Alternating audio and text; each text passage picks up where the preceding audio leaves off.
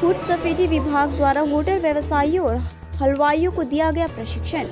आज इस्लामपुर महकमा अस्पताल के कॉन्फ्रेंस हॉल में फूड सुरक्षा विभाग द्वारा होटल व्यवसायियों और हलवाइयों को प्रशिक्षण दिया गया।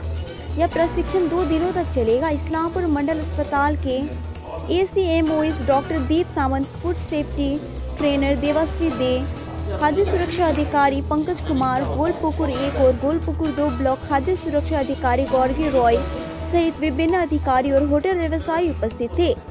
ACMOS डॉक्टर दीप सावंत ने कहा कि आज का प्रशिक्षण मुख्य रूप से खाद्य सुरक्षा एवं स्वच्छता को लेकर था। ইসলামপুর মহকুমার জন্য বিকজ হেলথ কনসাস এখানকার লোক যতটা না তার চেয়ে বেশি হচ্ছে ইলিটারেসি রেটটা এখানে অনেক বেশি। এই যে FSSAI তার অধীনস্থ আপনারা হচ্ছে ফাস্ট ট্র্যাক ট্রেনিং আজকে করছেন, আপনার পরিচয় দিয়ে যদি বলেন কি বিষয় বৃত্তান্ত এবং কেন এই ট্রেনিংগুলো করানো হচ্ছে হোটেল রেস্টুরেন্ট ব্যবসায়ীতে। নমস্কার, আমি প্রফেসর ডক্টর দেবশ্রী দে। আমি মূলত একজন বৈজ্ঞানিক এবং সোশ্যাল এন্টারপ্রেনার এবং FSSAI national level resource person. বিগত 7 বছর ধরে আমি সারা দেশ জুড়ে বিভিন্ন অ্যাওয়ারনেস ট্রেনিং করাচ্ছি ফুড সেফটির উপরে।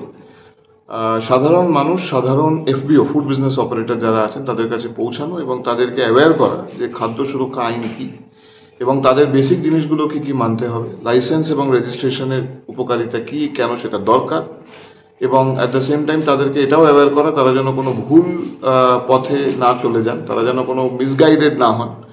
ফুড সেফটি অফিসার ছাড়া তারা যেন কোনো রকম ফোন কল বা ইত্যাদি থেকে কোনো রকম ভাবে ট্র্যাপে না পড়েন, জড়িয়ে না পড়েন। তো এই যে অ্যাওয়্যার করা মানুষকে যাতে তারা ভুল দিকে চালিত না হয়, আবার খাদ্য সুরক্ষার দিকগুলোকেও তাদের কাছে তুলে ধরা, এই পুরো ব্যাপারটাকেই কম্বাইন করে হচ্ছে ফাস্ট ট্র্যাক, যেটা food safety standard act schedule 4 তার উপরে ক্লজ 16(3)(h) এর উপরে বেস করে এই প্রোগ্রামটাকে তৈরি করা হয়েছে। সারা ভারতবর্ষে আমার মতো বিভিন্ন ট্রেনার্স আছে যারা FSSAI এর সাথে খুব ক্লোজলি কাজ করছে। আমরা বিভিন্ন জায়গায় বিভিন্ন মানুষের কাছে পৌঁছাচ্ছি এবং এই মুভমেন্টটা এখন কন্টিনিউড হবে।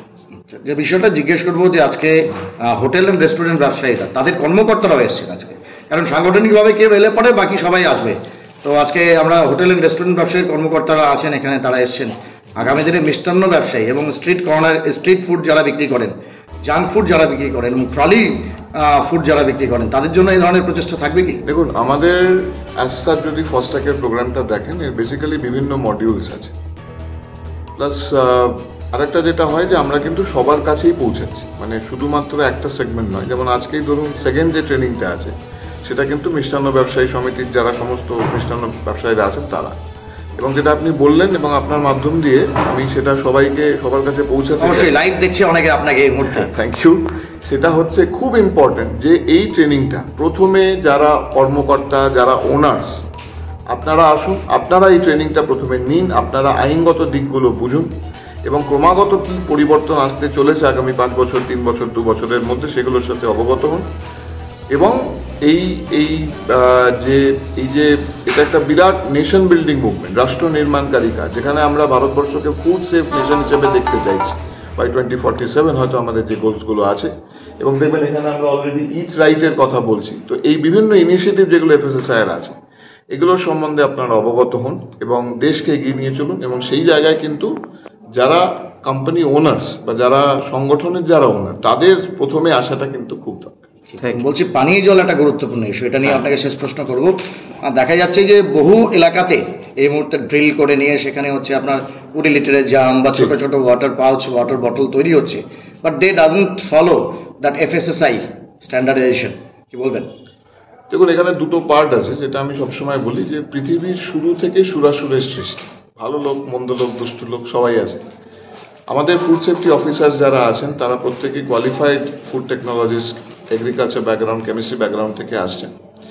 তাদের understanding of the food safety is very high compare to what it was probably 10 years back. এবং আমাদের টিমটা যেহেতু ছোট, যেটা আমি আজকে একটু আগে আপনাদের মাধ্যমে বলছিলাম, পার্টিসিপেটিভ ডেমোক্রেসি, যে শুধুমাত্র ফুড সেফটি অফিসারদের তাকিয়ে বসে থাকলে হবে না। আপনারা যদি এরকম ধরনের কোনো ননসেন্স দেখেন, আপনাদের নাম গোপন রেখে আপনারা FSSAI-কে জানান, আমাদের টিম সেখানে যাবে, রেগুলেটরি অ্যাকশনস যা নেবার সেগুলো নেবে। এবং এই যে ধরপাকড়ের যে ব্যাপারটা, কারণ আমি আবারও বলছি FSSAI-এর এজেন্ডা কিন্তু আপনাদেরকে হ্যারাস করা নয়, কোনো ফুড বিজনেস অপারেটরকে হ্যারাস করা নয়, কিন্তু যদি কমপ্লায়েন্স ঠিক না থাকে তাহলে আমাদের দেশের কনজিউমার যারা আছেন তারাও প্রতারিত হচ্ছে। তো সেই ব্যালেন্সটা কিভাবে করব, সেটা জলের ক্ষেত্রে হতে পারে এবং ডেফিনেটলি একটা মেজর কনসার্ন ডক্টর দীপ যেটা বলে গেলেন যে ফুড বর্ন ডিজিজেস, এই যে ফুড বর্ন ডিজিজেস, খাদ্যের মাধ্যম দিয়ে যে রোগ এবং জলের মাধ্যম দিয়ে যে রোগ, এটা তো ডেফিনেটলি বাড়ছে ভারতবর্ষে অ্যালার্মিং রেট, এবং এর মর্টালিটি রেটও কিন্তু যথেষ্ট হাই। আমরা দেখতে পাচ্ছি না করোনার মতো সামনে বলে আমাদের গায়ে লাগছে না, হয়তো আমরা কেয়ার করছি না, বাট এর মর্টালিটি রেটও যথেষ্ট হাই। তো সেক্ষেত্রে এটাকে কমাতে গেলে এফএসএসআই এর সাথে হেলথের সাথে আম আদমি মানে কমন ম্যান তাদেরকেও খুব ক্লোজলি কাজ করতে হবে যাতে আমরা এই এফার্টটাকে এই উদ্দেশ্যটাকে সাফল্যমণ্ডিত করতে পারি। Thank you sir. হওয়া তো খুবই জরুরি, অনেকেই অনেক কিছু অজানা, সেগুলো আমরা জানছি।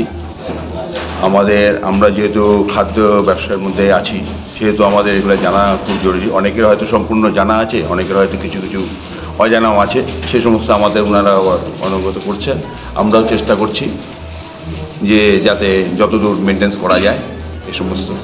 বিমলদা, এর আগে আপনাদের একটা সাংগঠনিক, সেটাই উনিও বলছেন যে অনেকের লাইসেন্স হয়েছে বা অনেকের হওয়ার মুখে, সে সমস্ত উনি কিছু বিধি বলছেন, সেগুলো আমাদের মেনটেন্স করার ব্যাপার আছে। আমরাও সেগুলো চেষ্টা করছি কতদূর কি মেনটেন্স করা যায়। করণদিঘি থেকে এদিকে চোপড়া অবধি এবং ফুড রিলেটেড যা কিছু সেগুলো ওরা আমাকে জানায় মোটামুটি।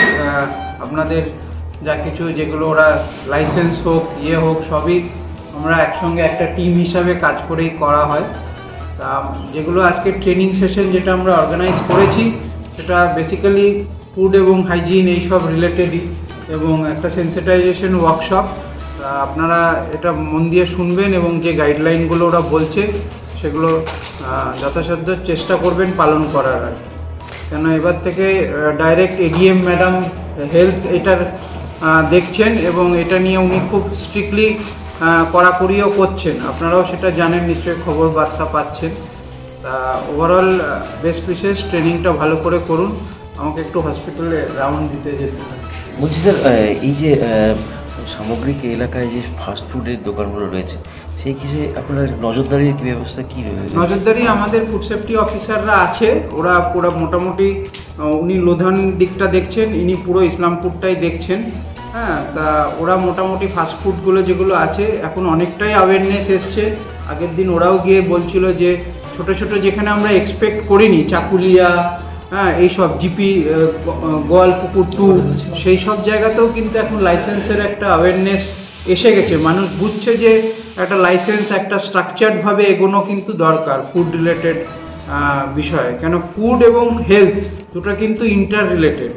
খাবার ঠিকঠাক, আমাদের বেশিরভাগ রোগই কিন্তু খাবার রিলেটেড, এবং পশ্চিমবঙ্গে দেখা গেছে সবারই গ্যাস অম্বল যেগুলো আপনারা দেখেন সবই কিন্তু খাবার এবং জল রিলেটেড।